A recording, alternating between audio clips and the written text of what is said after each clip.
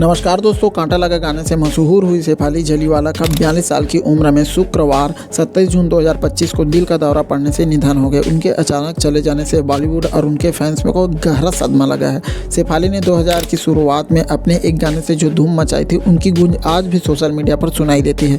इस गाने की वजह से इंजीनियरिंग की पढ़ाई करने वाली एक आम स्टूडेंट से शेफाली रातों रात स्टार बन गई थी।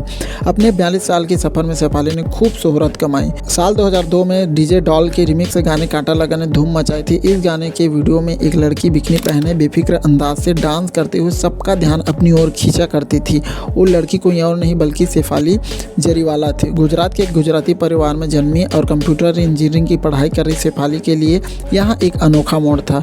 उन्हें अपने कॉलेज के कैंपस से ही इस वीडियो के लिए चुना गया था। कांटा लगा सॉन्ग ने शेफाली को रातों रात कांटा लगा गर्ल बना दिया। हालांकि इस गाने के लिए उन्हें आलोचना भी झेलनी पड़ी थी। कुछ संस्थाओं ने तो इस गाने के सिंगर और शेफाली दोनों को सेंसर बोर्ड से शिकायत भी की थी। कांटा लगा की बहुत बड़ी सफलता के बाद शेफाली ने मनोरंजन की दुनिया में कदम बढ़ाया। उन्होंने 2004 में सलमान खान और अक्षय कुमार की फिल्म मुझसे शादी करोगी में बिजली के रूप में एक छोटी सी लेकिन यादगार भूमिका निभाई। इसके बाद कुछ और संगीत वीडियो और एक कन्नड़ फिल्म में दिखी। लेकिन कांटा लगा जैसी सफलता के बाद भी उनकी करियर में उतनी तेजी से आगे नहीं बढ़ पाया जितनी उम्मीद की गई थी।